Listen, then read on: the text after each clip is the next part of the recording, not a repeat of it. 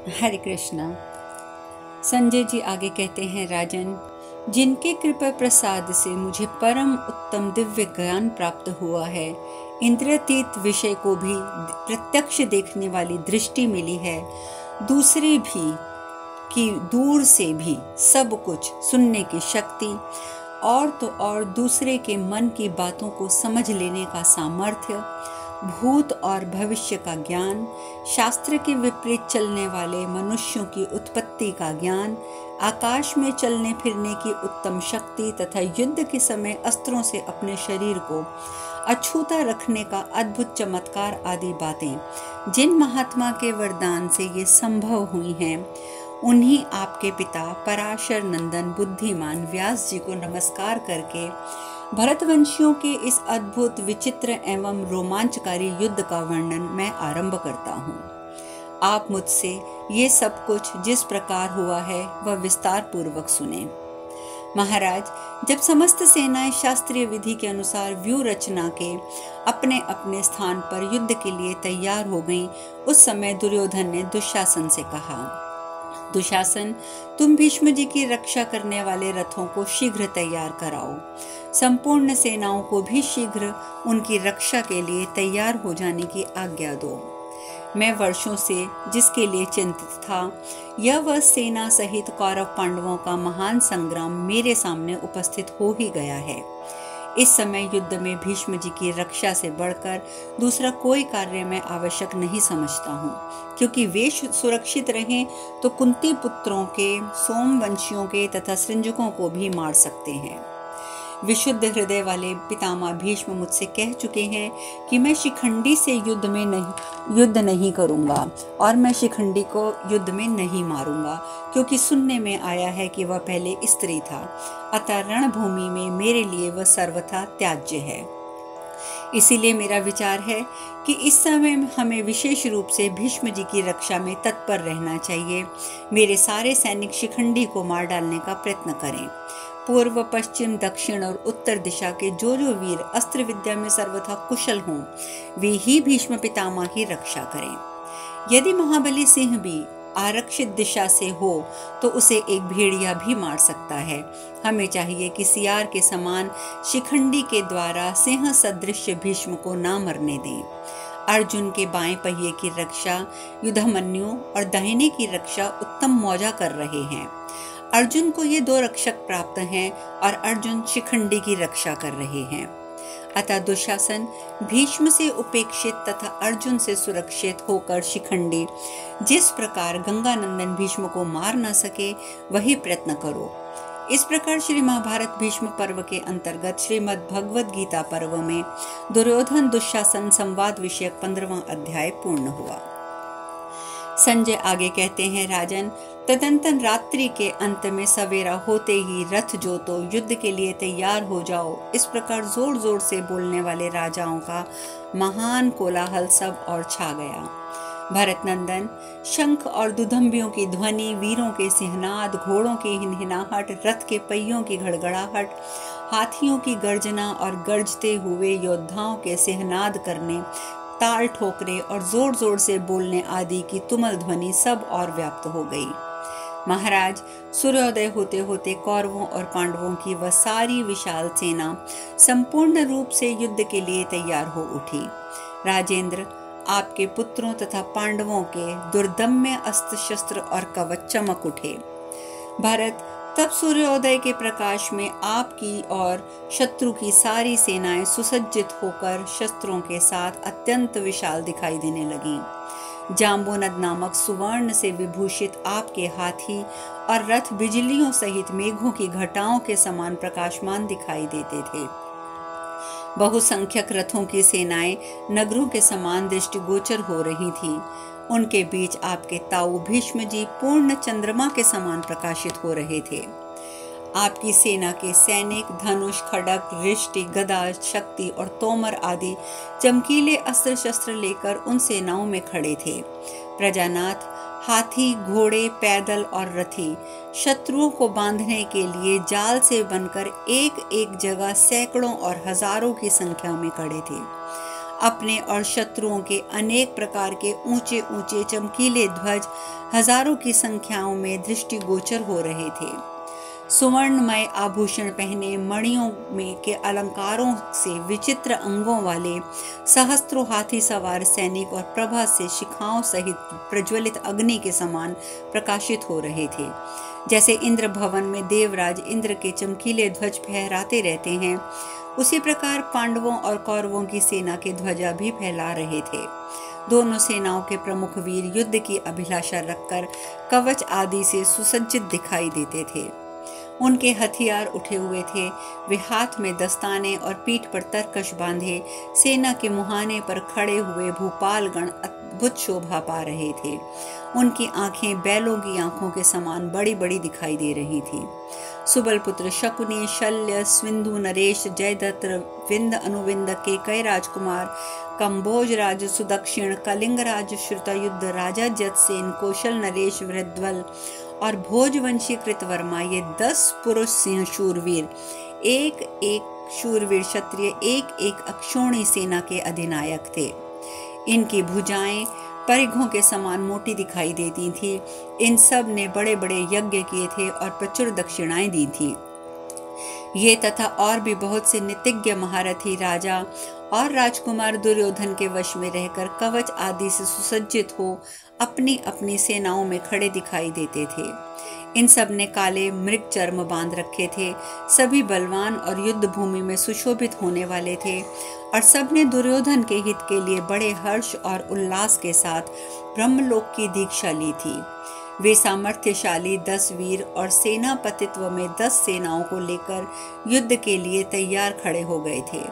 11वीं विशाल वाहिनी दुर्योधन की थी, जिसमें अधिकांश गौरव योद्धा थे। यह कौरव सेना अन्य सब सेनाओं के आगे खड़ी थी। इसके अधिनायक थे शांतनु नंदन भीष्म।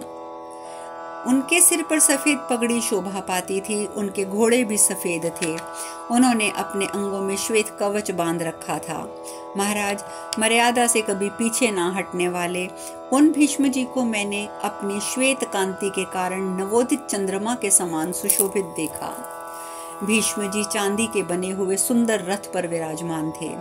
उनकी ताल चिन्हित स्वर्णमयी ध्वजा आकाश में फहरा रही थी। उस समय कौरवों, पांडवों और धृष्टद्युम्न आदि महान धनुर्धर सृजनवंशियों ने उन्हें सफेद बादलों में छिपे हुए सूर्य देव के समान देखा। धृष्टद्युम्न आदि संजय वंशी उन्हें देखकर बारंबार उद्विग्न हो उठे, ठीक उसी तरह जैसे मुंह बाए हुए विशाल सिंह को देखकर शुद्र मृग भय से व्याकुल हो उठते हैं। भूपाल, आपकी ये 11 अक्षुणी सेनाएं और पांडवों की 7 अक्षुणी सेनाएं वीर पुरुषों से सुशोभित हो उत्तम शोभा से संपन्न दिखाई देती थी। वे दोनों सेनाएं प्रलय काल में एक दूसरे से मिलने वाले उन दोनों समुद्रों के समान दृष्टिगोचर हो रही थी, जिसमें मतवाले मगर और भंवरे होती हैं तथा जिनमें बड़े बड़े ग्राह सब और फैले रहते हैं। राजन, कौरवों की इतनी बड़ी सेना का संगठन मैंने पहले कभी ना तो देखा था और ना ही सुना था। इस प्रकार श्री महाभारत भीष्म पर्व के अंतर्गत श्रीमद् भगवद गीता पर्व में सैन्य वर्णन विषयक 16वां अध्याय पूर्ण हुआ। संजय कहते हैं, राजन, श्री कृष्ण द्वैपायन भगवान व्यास ने जैसा कहा था उसी के अनुसार सब राजा कुरुक्षेत्र में एकत्र हुए थे। उस दिन चंद्रमा मघा नक्षत्र पर था। आकाश में 7 महाग्रह अग्नि के समान उद्दीप्त दिखाई दे रहे थे। उदय काल में सूर्य 2 भागों में बटा हुआ सा दिखाई देने लगा। साथ ही वह अपनी प्रचंड ज्वालाओं से अधिकाधिक ज्वालामय होकर उदित हुआ था। संपूर्ण दिशाओं में दाह सा हो रहा था। मांस तथा रक्त का आहार करने वाले गीदड़ और कौवे मनुष्यों और पशुओं की लाशों की लालसा रखकर अमंगल सूचक शब्द कर रहे थे। कुरुकुल के वृद्ध पितामह भीष्म तथा भरद्वाज नंदन द्रोणाचार्य, ये दोनों शत्रु दमन महारथी, प्रतिदिन सवेरे उठकर मन को संयम रखते हुए यही आशीर्वाद देते थे कि पांडवों की जय हो। परंतु वे जैसी प्रतिज्ञा कर चुके थे उसके अनुसार आपके लिए ही पांडवों के साथ युद्ध करते थे। उस दिन संपूर्ण धर्मों के विशेषज्ञ आपके ताऊ देवव्रत भीष्म जी सब राजाओं को बुलाकर उनसे इस प्रकार बोले, क्षत्रियों, यह युद्ध तुम्हारे लिए स्वर्ग का खुला हुआ विशाल द्वार है। तुम लोग इसके द्वारा इंद्र अथवा ब्रह्मा जी का सालोक्य प्राप्त करो। यह तुम्हारे पूर्ववर्ती पूर्वजों का द्वारा स्वीकार किया हुआ सनातन मार्ग है। तुम लोग शांतिचित होकर युद्ध में शौर्य का परिचय देते हुए अपने आप को सुयश और सम्मान का भागी बनाओ। ना भाग, ययाति, मांधता, नहुष और नृग ऐसे ही कर्मों के द्वारा सिद्धि को प्राप्त होकर उत्कृष्ट लोकों में गए थे। घर में रोगी होकर पड़े पड़े प्राण त्याग करना क्षत्रिय के लिए अधर्म माना गया है। वह युद्ध में लोहे के अस्त्रों शस्त्रों द्वारा आहत होकर जो मृत्यु को अंगीकार करता है, वही उसका सनातन धर्म है। भारत श्रेष्ठ, भीष्म के ऐसा कहने पर वे सभी भूपाल श्रेष्ठ रथों द्वारा अपनी सेनाओं की शोभा बढ़ाते हुए युद्ध के लिए प्रस्थित हुए। भरतभूषण, इस युद्ध में भीष्म ने मंत्रियों और बंधुओं सहित कर्ण के अस्त्र शस्त्र रखवा लिए थे। इसलिए आपके पुत्र और अन्य नरेश बिना कर्ण के ही अपने सिंहनाद से दशों दिशाओं को प्रतिध्वनित करते हुए युद्ध के लिए निकले। श्वेत छत्रों, पताकाओं, ध्वजों, हाथियों, घोड़ों, रथों, पैदल सैनिकों से उस समस्त सेना की बड़ी शोभा हो रही थी। भेरी, पांडव, दुधुम्बी आदि वाद्यों की ध्वनियां तथा रथ के पहियों की घर घर शब्दों से वहां की सारी भूमि व्याप्त हो रही थी। सोने के अंगद के यूर नामक बाहुभूषण और धनुष धारण किए महारथी वीर अग्नि युक्त पर्वतों के समान सुशोभित हो रहे थे। कौरव सेना के प्रधान सेनापति भीष्म भी ताड़ और 5 तारों से चिन्ह युक्त विशाल ध्वजा पताका से सुशोभित रथ पर जा बैठे। उस समय वे निर्मल तेजोमय सूर्यदेव के समान प्रकाशित हो रहे थे। भरतश्रेष्ठ महाराज, आपकी सेना के समस्त महान धनुर्धर भूपाल सेनापति भीष्म की आज्ञा के अनुसार चलते थे। गौवासन देश के स्वामी महाराज शैव्य अपने अधीन राजाओं के साथ पताका से सुशोभित राजोचित गजराज पर आरूढ़ हो युद्ध के लिए चले। कमल के समान कांतिमान अश्वत्थामा सिंह की पूंछ से युक्त ध्वजा पताका वाले रथ पर आरूढ़ होकर समस्त सेनाओं के आगे आगे चलने लगे। श्रुतयुद्ध, चित्रसेन, पुरुमित्र, विश्वंती, शल्य, भूरिश्रवा और महारथी विकर्ण, ये 7 महान धनुर्धर वीर रथों पर आरूढ़ हो सुंदर कवच धारण किए द्रोण पुत्र अश्वत्थामा को अपने आगे रखकर भीष्म के आगे आगे चल रहे थे। इन सबके जम्बूनत सुवर्ण के बने हुए अत्यंत ऊंचे ध्वज इनके श्रेष्ठ रथों की शोभा बढ़ा रहे थे। आचार्य प्रवर द्रोण की पताका पर कमंडलु विभूषित सुवर्णमयी वेदी और धनुष के चिन्ह बने थे। कई लाख सैनिकों की सेना को अपने साथ लेकर चलने वाले दुर्योधन का मणिमय महान ध्वज नाग चिन्ह से विभूषित था। पौरव, कलिंगराज, श्रुतायुद्ध, कंबोजराज, सुदक्षिण, शेम, धनवा तथा सुमित्र, ये 5 प्रधान रथी दुर्योधन के आगे आगे चल रहे थे। वृषभ चिन्हित ध्वजा पताका से युक्त बहुमूल्य रथ पर बैठे हुए कृपाचार्य मगध की श्रेष्ठ सेना को अपने साथ लिए चल रहे थे। अंगराज तथा मनस्वी कृपाचार्य से सुरक्षित पूर्व देशीय क्षत्रियों की वह विशाल वाहिनी शरद ऋतु के बादलों के समान शोभा पाती थी। महायशस्वी राजा जयद्रथ वराह के चिन्ह से युक्त रजतमय ध्वजा पताका के साथ रथ पर आरूढ़ होकर सेना के अग्रभाग में खड़े हुए बड़ी शोभा पा रहे थे। उनके अधीन 1 लाख रथ, 8,000 रथी, हाथी और 60,000 घुड़सवार थे। सिंधुराज के द्वारा सुरक्षित अनंत रथ, हाथी और घोड़ों से भरी हुई वह विशाल सेना अद्भुत शोभा पा रही थी। कलिंग देश का राजा श्रुतायुद्ध अपने मित्र केतुमान के साथ 60,000 रथ और 10,000 हाथियों को साथ लेकर युद्ध के लिए चला।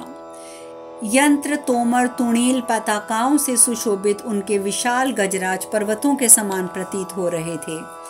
कलिंगराज के रथ की ध्वजा पर अग्नि का चिन्ह बना था। वह श्वेत छत्र और चमर रूपी पंख से तथा पदक से विभूषित हो रही थी।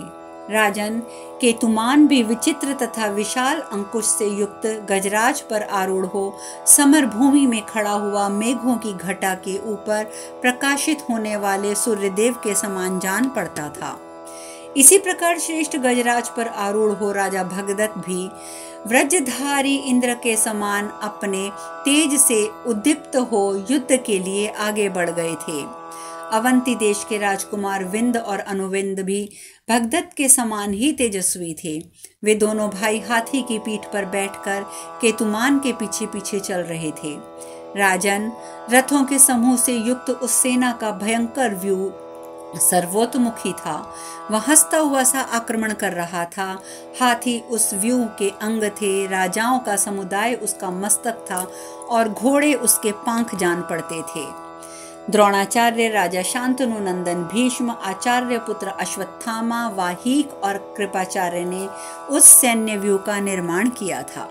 इस प्रकार श्री महाभारत भीष्म पर्व के अंतर्गत श्री भगवद गीता पर्व में सैन्य वर्णन विषयक 77वां अध्याय पूर्ण हुआ। संजय जी आगे कहते हैं, महाराज, तदंतर 2 घड़ी ही में युद्ध की इच्छा रखने वाले योद्धाओं का भयंकर कोलाहल सुनाई देने लगा, जो हृदय को कंपा देने वाला था। शंख और दुधुम्बियों का घोष, पहियों की घड़घड़ाहट से सारी पृथ्वी विदीर्ण हो रही थी। घोड़ों के हींसने और योद्धाओं के गर्जने से शब्दों से एक ही क्षण में वहां की पृथ्वी और आकाश का सारा प्रदेश गूंज उठा। दुर्घष नरेश, आपके पुत्र और पांडवों की सेनाएं एक दूसरे के निकट आने पर कांप उठी। उस रण क्षेत्र में रण विभूषित रथ और हाथी बिजलियों से युक्त मेघों के समान सुशोभित दिखाई देते थे। नरेश्वर, आपकी सेना व नाना प्रकार के ध्वज और सोने के अंगद पहने हुए सैनिक प्रज्वलित अग्नि के समान प्रकाशित हो रहे थे। अपनी और शत्रुओं की सेना के चमकीले ध्वज इंद्र भवन में फहराने वाले देवेंद्र के ध्वजों के समान दिखाई देते थे। अग्नि और सूर्य के समान कांतिमान कवच धारण किए वीर सैनिक अग्नि और सूर्य के तुल्य प्रकाशित हो रहे थे। राजन, कौरव पक्ष के श्रेष्ठ योद्धा विचित्र आयुध और धनुष धारण किए शोभा पाते थे। उनके विचित्र आयुध ऊपर को उठे हुए थे। उन्होंने हाथों में दस्ताने पहन रहे थे और पताकाएं आकाश में फहरा रही थी। सेना के मुहाने पर खड़े हुए वृषभ के समान विशाल नेत्रों वाले महान धनुर्धर बड़ी शोभा पा रहे थे। शेष कथा कल। हरे कृष्णा।